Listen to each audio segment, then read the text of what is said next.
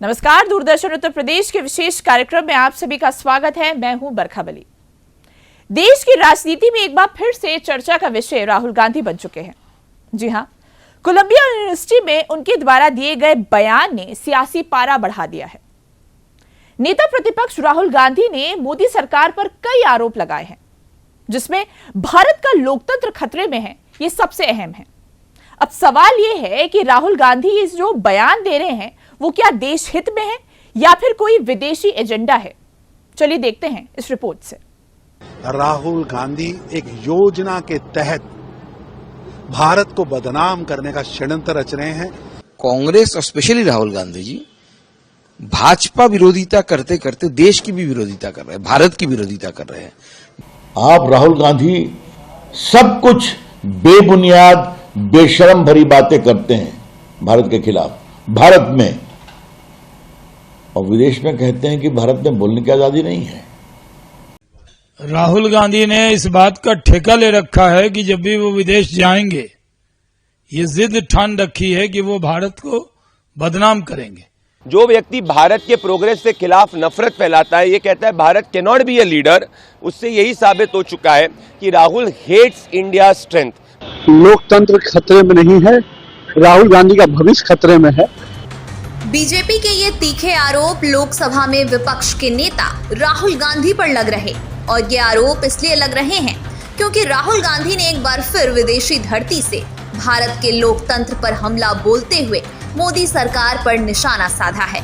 दरअसल राहुल गांधी इस समय ब्राजील और कोलंबिया समेत 4 देशों की यात्रा पर हैं। इस दौरान कोलंबिया की एक यूनिवर्सिटी में राहुल गांधी ने छात्रों से बातचीत के दौरान मोदी सरकार पर जमकर निशाना साधा। राहुल गांधी के आरोपों पर बीजेपी भड़क उठी है और राहुल को देश के खिलाफ विदेशी टूल किट का हिस्सा बता दिया। हम आपको बताएंगे कि राहुल गांधी के बयान पर बीजेपी नेताओं ने क्या कुछ कहा, लेकिन उससे पहले आपको राहुल का वो बयान सुनवाते हैं जो राहुल गांधी ने विदेश की धरती कोलंबिया से बोला है। The single biggest risk is the attack on democracy that is taking place in India.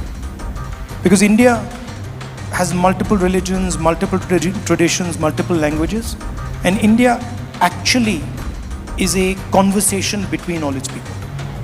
And different traditions, different religions, different ideas require space. And that the best method for creating that space is the democratic system. And currently there is a wholesale attack on the democratic system in India. So that's a risk. This other big risk is risk between different conceptions, different parts of the country, right? Some 16, 17 different languages, different religions. So allowing these different traditions to thrive, giving them space to express themselves is very important for a country like India. We can't do what China does, which is suppress people and run an authoritarian system. Our design just will not accept that. इसके अलावा राहुल गांधी ने कहा कि भारत में विपक्ष की आवाज को दबाया जा रहा है, देश की संस्थाओं को कमजोर किया जा रहा है। सत्ताधारी पार्टी चाहती है कि संस्थाएं उनके हिसाब से काम करें। इन आरोपों के साथ साथ राहुल गांधी ने चाइना की तारीफ भी की और कहा भारत को चाइना से सीखना चाहिए कि भारत में प्रोडक्शन कैसे बढ़ाया जाए। विदेश की धरती से राहुल गांधी के इन्हीं बयानों पर अब देश में सियासी तूफान खड़ा हो गया है। बीजेपी राहुल गांधी के इन बयानों पर हमलावर है। राहुल गांधी देश के खिलाफ एक विदेशी टूल किट का हिस्सा बनकर भारत को बदनाम करने का, भारत के इंस्टीट्यूशंस को बदनाम करने का, भारत के सनातन को बदनाम करने का एक षड्यंत्र चला रहे। पूरे देश के अंदर खुशी का वातावरण है। प्रधानमंत्री मोदी जी ने 55 नए शैक्षणिक इंस्टीट्यूट खोलने का फैसला किया है। 3% से ज्यादा कर्मचारियों को महंगाई भत्ते की घोषणा हुई है। सभी किसानों के लिए खुशी की खबर आई है कि एमएसपी रबी की फसल पर बढ़ाई गई। ऐसे समय में देश खुशियां मना रहा है। जीएसटी पर रिबेट मिली है, उससे पहले 12,75,000 इनकम टैक्स पर फ्री किया गया था। ऐसी खुशी के वातावरण में राहुल गांधी एक योजना के तहत भारत को बदनाम करने का षड्यंत्र रच रहे हैं। बीजेपी नेता तरुण चुघ ने राहुल गांधी को देश विरोधी विदेशी टूलकिट का हिस्सा बताया, तो केंद्रीय मंत्री शिवराज सिंह चौहान ने राहुल गांधी को देशभक्ति की याद दिलाई। शिवराज सिंह ने कहा कि सच्चा देशभक्त कभी भी विदेश की धरती पर भारत विरोधी एजेंडा नहीं चलाएगा। विदेश से भारत की छवि को ठोस पहुंचाना एक तरह से अपराध ही है। किसी भी देशभक्त नागरिक को, चाहे वो राजनीति में किसी स्थान पर क्यों ना हो, अपने देश के बाहर देश की आलोचना नहीं करनी चाहिए। मैं ये मानता हूं कि दुनिया के देशों में हमारे देश की प्रतिष्ठा को धूमिल करना देश के प्रति अपराध ही है। हम अपने देश में आपस में चर्चा कर सकते हैं, पार्लियामेंट का फोरम है, यहां जनता के बीच में जा सकते हैं, लेकिन दुनिया भर में हम अपने देश की बदनामी करने का पाप ना करें। दरअसल राहुल गांधी ने कोलंबिया की धरती से न सिर्फ भारत के लोकतंत्र पर हमला बोला, बल्कि राहुल गांधी ने बोलने की आजादी, धार्मिक स्वतंत्रता और आरएसएस बीजेपी के विचारधारा पर भी हमला बोला। राहुल गांधी ने आरोप लगाया कि बीजेपी और आरएसएस की विचारधारा कायरता भरी है। राहुल के इन आरोपों के बाद अब बीजेपी ने राहुल को चौतरफा घेर लिया। तरुण चुघ और शिवराज सिंह के बाद बीजेपी सांसद रविशंकर प्रसाद ने भी राहुल गांधी पर गंभीर सवाल उठाए हैं। देश में करते हैं, विदेश में भी करते हैं। कोलंबिया के बगोटा में कहा है कि भारत में लोकतंत्र नहीं है, लोगों को बात करने की आजादी नहीं है। अगर कोई व्यक्ति सबसे अधिक आजादी से देश के विकास को, भाजपा को और प्रधानमंत्री मोदी जी को गाली देते हैं, आप राहुल गांधी सब कुछ बेबुनियाद बेशरम भरी बातें करते हैं भारत के खिलाफ, भारत में, और विदेश में कहते हैं कि भारत में बोलने की आजादी नहीं है। पूरा लोकतंत्र है, देश के लोग आजाद हैं। लेकिन राहुल गांधी की समस्या ये है कि उनको वोट नहीं मिलता तो सत्ता चाहते हैं, और अगर विदेश में जाके भारत को अपमानित करिएगा तो जो भी सीट मिली है जनता वो भी नहीं जिताएगी, आप जान लीजिए आप। वहीं केंद्रीय मंत्री सुकांत मजूमदार ने भी राहुल गांधी के बयान पर करारा पलटवार किया है और राहुल के इन आरोपों को कांग्रेस की हताशा करार दिया है। देखिए, इसको मैं बोलूंगा मैनिफेस्टेशन ऑफ सीवियर फ्रस्ट्रेशन। इतनी हताशाग्रस्त हो चुकी है कांग्रेस और राहुल गांधी जी स्पेशली, कि उनको जो एक दायरा होता है कि हम देश के बाहर जाके किसी की भी सरकार हो, किसी भी पार्टी का भी सरकार हो, उस सरकार के बारे में क्या बोलना चाहिए और क्या नहीं बोलना चाहिए, ये कांग्रेस और राहुल गांधी जी स्पेशली, वो मुझे लगता है कि वो भूल चुके हैं। कांग्रेस और स्पेशली राहुल गांधी जी भाजपा विरोधिता करते करते देश की भी विरोधिता कर रहे हैं, भारत की विरोधिता कर रहे हैं। भारत के बारे में खराब चीजें बोलना उनकी आदत हो चुकी है। कोलंबिया की धरती से राहुल गांधी के मुंह से आया बयान अब उनके लिए गले की फांस जैसा बन गया है। केंद्रीय मंत्री सुकांत मजूमदार के बाद राहुल गांधी को कई और बीजेपी नेताओं ने भी करारा जवाब दिया है। व्यक्ति हिंदुस्तान से नफरत करेगा, भारत के प्रोग्रेस से नफरत करेगा, वही विदेशी धरती पर जाकर ये बोल सकता है कि भारत लीडर नहीं बन सकता। गांधी वाड्रा परिवार ने इसी मानसिकता के तहत 70 सालों तक देश को गरीब रखा और देश को पिछड़ा रखने का प्रयास किया।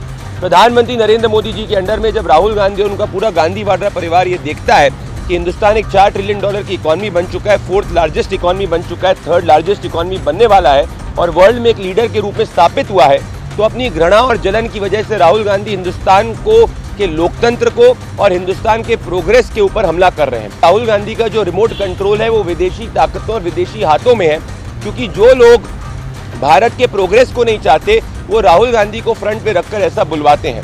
इससे ये भी स्पष्ट होता है कि राहुल गांधी एक पॉलिटिकल ओपोनेंट नहीं परंतु लीडर ऑफ ऑपोजिंग भारत बन चुके हैं, जो भारत की यूनिटी, इंटेग्रिटी, भारत के प्रोग्रेस के खिलाफ है। आज 140 करोड़ देशवासी ये देख रहे हैं कि जब गांधी वाड्रा परिवार, जिसने इमरजेंसी को इम्पोज करा था, जो इस वक्त सत्ता के बाहर में जो 90 चुनाव हार चुका है, जब देश की जनता का जन समर्थन नहीं जीत पा रहे, तो विदेशी धरती से राहुल गांधी हिंदुस्तान को बदनाम करने का प्रयास कर रहे हैं।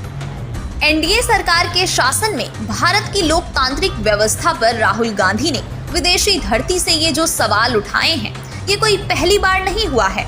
इससे पहले भी कई मौकों पर राहुल गांधी विदेश की धरती से मोदी सरकार पर निशाना साध चुके हैं। पिछले कुछ सालों में ब्रिटेन, इटली समेत कई देशों से राहुल ने मोदी सरकार की आलोचना की है। साल 2024 में कैम्ब्रिज विश्वविद्यालय से एक भाषण देते हुए राहुल गांधी ने कहा, भारतीय लोकतंत्र पर हमले हो रहे हैं। मई 2022 में लंदन के एक कार्यक्रम में राहुल गांधी ने कहा था कि भारत की आत्मा पर हमला हो रहा है, सीबीआई और ईडी जैसी एजेंसियों का दुरुपयोग किया जा रहा है। साल 2018 में मलेशिया में राहुल गांधी ने नोटबंदी का मजाक उड़ाते हुए कहा था कि अगर वो प्रधानमंत्री होते तो नोटबंदी के प्रस्ताव को कूड़ेदान में फेंक देते। वहीं 2018 में ही राहुल गांधी ने बहरीन की धरती से कहा था कि भारत मुश्किल दौर से गुजर रहा है, देश को बांटने वाली ताकतें तय कर रही हैं कि आप क्या खाएं क्या नहीं। साल 2017 में कैलिफोर्निया विश्वविद्यालय में राहुल गांधी ने कहा था कि अहिंसा की विचारधारा पर हमला हो रहा है। मोदी की सरकार केवल देश की शीर्ष 100 कंपनियों पर ध्यान केंद्रित कर रही है।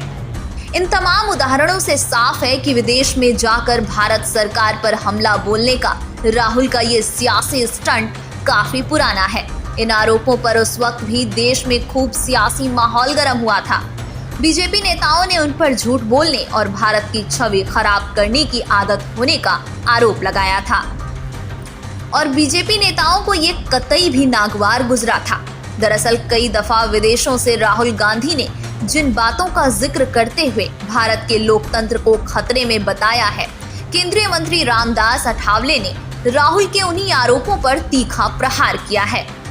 मुझे लगता है कि राहुल गांधी बता रहे कि देश की डेमोक्रेसी खतरे में है, लेकिन जब तक बाबा साहब का संविधान है तब तक देश की डेमोक्रेसी खतरे में नहीं आ सकती है।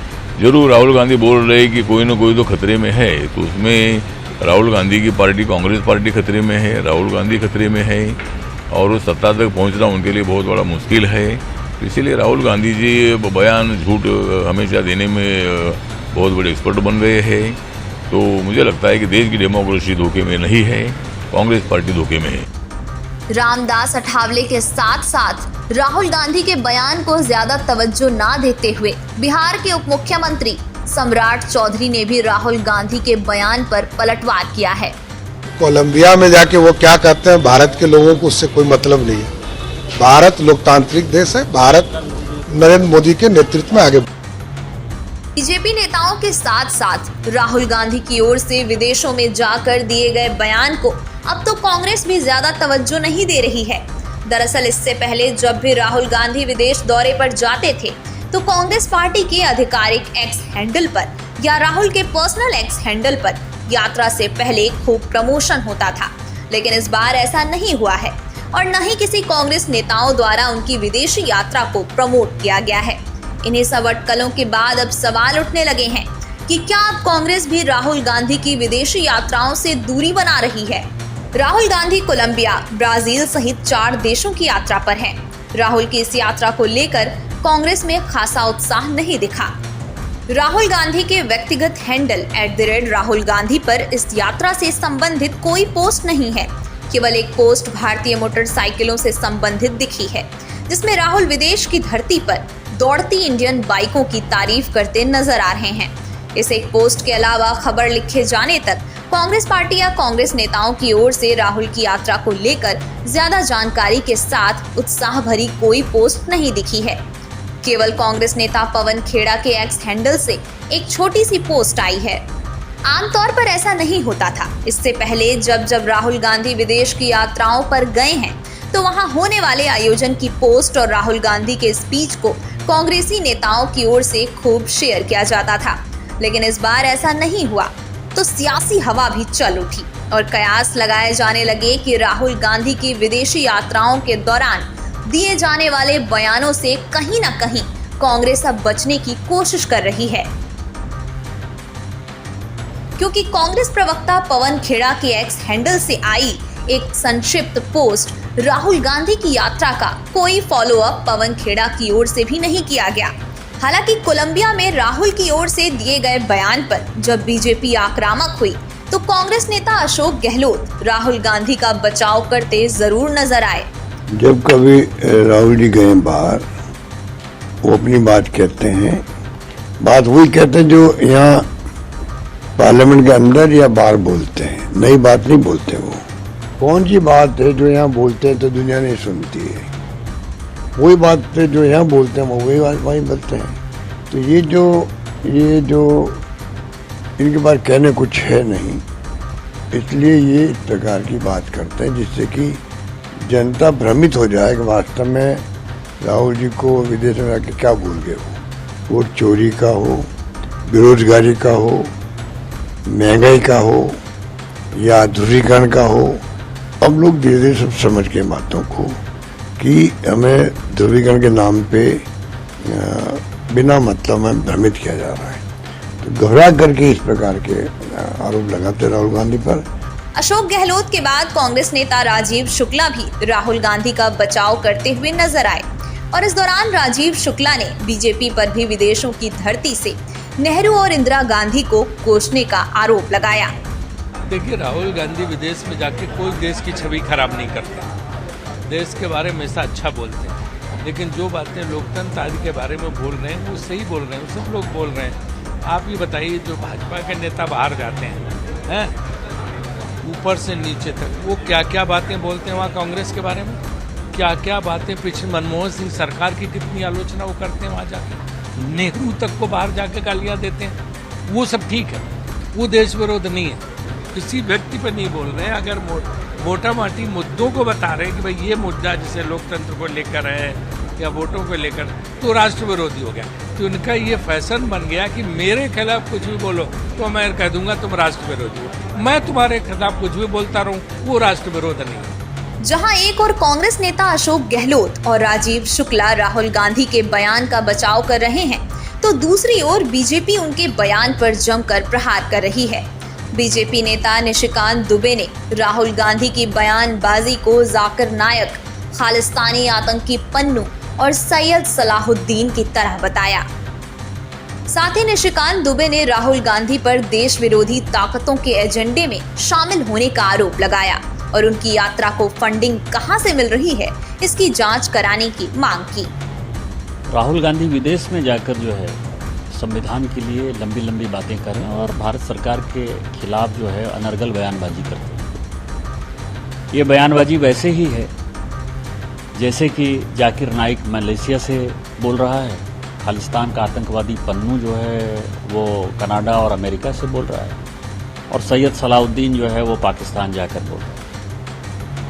उसकी भाषा और सोरोस फाउंडेशन से समर्थित राहुल गांधी जी की जो भाषा विपक्ष के नेता के तौर पर है, दोनों भाषाओं को यदि मिलाकर देखेंगे तो दोनों एक ही है कि राहुल गांधी विदेशी ताकतों के इशारे पर अपना एजेंडा लागू करना चाहते हैं, यहाँ के युवाओं को भड़काना चाहते हैं, यहाँ की महिलाओं को भड़काना चाहते हैं, यहाँ के अनुसूचित जाति जनजाति के लोगों में जो है दुर्भावना पैदा करना चाहते हैं और भारत सरकार के खिलाफ एक माहौल बनाना चाहते हैं, जो माहौल कि विदेश में रहकर विदेशी ताकतें चाहती हैं, वो उसके मेन स्पोक्स पर्सन हो गए हैं। तो निश्चित तौर पर भारत सरकार को इन सारे फंडिंग के बारे में, उनके जानकारी के बारे में कि कौन फंड देता है, कैसे जाते हैं, कैसे रुकते हैं, कहां से पैसा आता है, इसके बारे में। और यदि कांग्रेस पार्टी जो कि हमारे चंदे पर चलती है, मतलब 140 करोड़ लोगों के चंदे पर चलती है, यदि वो इस तरह के फंडिंग करती है देश को तोड़ने के साजिशकर्ताओं के साथ, तो कांग्रेस पार्टी के भी चंदे की जांच होगी। दरअसल बीजेपी सांसद निशिकांत दुबे ने राहुल गांधी पर इस तरह के आरोप इसलिए लगाए हैं क्योंकि जब जब राहुल किसी विदेशी यात्रा पर जाते हैं तो कई दफा कोई ना कोई सियासी बयान विदेश की धरती से जरूर दे देते हैं। राहुल के सियासी बयानों के बाद भारत की सियासत में हो हल्ला मच जाता है और सत्ताधारी पार्टी राहुल के बयानों पर भड़क उठती है। राहुल गांधी जी देखिए, पहले तो वो पढ़ते नहीं है और बिना पढ़े कुछ भी अनर्गल बोल दिया। मैं सोचता हूँ कि किसी भी राजनेता को, विशेष रूप से हिंदुस्तान की संसद में नेता प्रतिपक्ष को बिना पर्याप्त जानकारी के किसी भी प्रकार का वक्तव्य नहीं देना चाहिए। जानते हैं सब कि वो देश को हर जगह बदनाम करने का, देश की निंदा करने के लिए, देश की आलोचना, मैं ये सरकार की नहीं कह रही, देश की निंदा। अगर वो कह रहे हैं कि लोग यहाँ पे झगड़ालू हैं, लोग यहाँ पे जो हैं वो ईमानदार नहीं हैं, जो भारत के लोग हैं वो उनको पता नहीं है अपने हमारे लिए क्या अच्छा, वो वोट जो देते हैं उनका दिमाग काम नहीं करता, तो इसलिए जो है किसी और को आके यहाँ पे डेमोक्रेसी बचानी चाहिए। ये सब बातों से वो ये दिखाते हैं कि भारत के लोग जो हैं वो बुद्धिहीन है, वो यही कहना चाहते हैं ना। तो खैर that's why I call him a disgrace. Columbia से राहुल गांधी ने मोदी सरकार पर हमला बोला तो राहुल के इस सियासी बयान पर हरियाणा सरकार के मंत्री अनिल विज ने भी राहुल पर विदेशों में जाकर भारत के खिलाफ बोलने का आरोप लगाया। भारत के खिलाफ बोलना राहुल गांधी जी की आदत है। भारत माँ के दो तरह के लाभ हैं,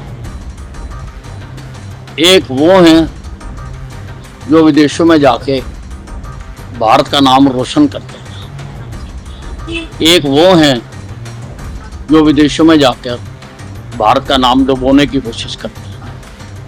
अब फैसला तो लोगों को करना है कि कौन किस तरह का लाभ है।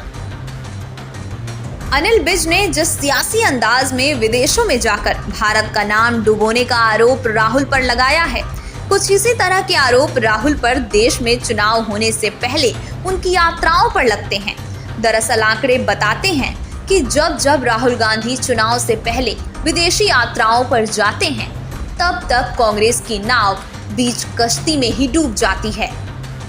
साल 2022 की शुरुआत में पंजाब, गोवा, उत्तराखंड, मणिपुर और यूपी में चुनाव होने थे और चुनाव से पहले दिसंबर 2021 में राहुल गांधी इटली चले गए थे। नतीजा, कांग्रेस सभी राज्यों में हार गई। इसी तरह साल 2019 में हरियाणा, महाराष्ट्र में होने वाले चुनाव से सिर्फ 15 दिन पहले राहुल गांधी कंबोडिया चले गए। नतीजा, दोनों राज्यों में कांग्रेस का प्रदर्शन बुरा रहा। हालांकि शिवसेना के साथ गठबंधन कर कांग्रेस 2.5 साल तक सरकार चलाने में सफल रही थी।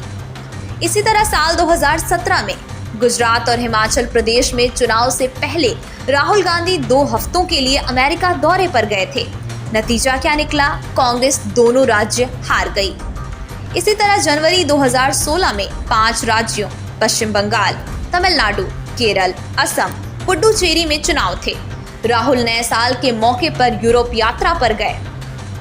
नतीजा क्या निकला? कांग्रेस पुडुचेरी छोड़ सभी राज्यों में हार गई। राज्यों में होने वाले विधानसभा चुनाव से पहले राहुल गांधी की विदेशी यात्राओं का असर कांग्रेस के लिए अच्छा नहीं रहा। अब अभी हाल में ही बिहार में विधानसभा चुनाव होने हैं और राहुल गांधी की इस यात्रा का असर बिहार चुनाव पर कितना पड़ता है, ये तो आने वाला वक्त ही बताएगा। लेकिन विदेशी धरती से राहुल की ओर से दिए गए इन बयानों पर मचा सियासी घमासान थमने का नाम नहीं ले रहा है। बीजेपी इसे देश विरोधी एजेंडा बता रही है, तो कांग्रेस राहुल के इन बयानों को अभिव्यक्ति की आजादी कह रही है। तो देखिए, राहुल गांधी के बयानों ने राजनीतिक सरगर्मी बढ़ा दी है। एक तरफ मोदी सरकार इसे देश विरोधी बता रही है, तो दूसरी तरफ कांग्रेस इसे अभिव्यक्ति की आजादी बता रही है। अब देखना यह होगा कि इन बयानों का असर चुनावों में क्या पड़ता है, क्योंकि देखिए बिहार विधानसभा चुनाव नजदीक है। अब यह जानना बेहद जरूरी होगा कि इसका असर बिहार और अन्य राज्यों में कैसा पड़ता है। फिलहाल आज के विशेष कार्यक्रम में अभी के लिए मेरे साथ इतना ही। मुझे दीजिए इजाजत। नमस्कार।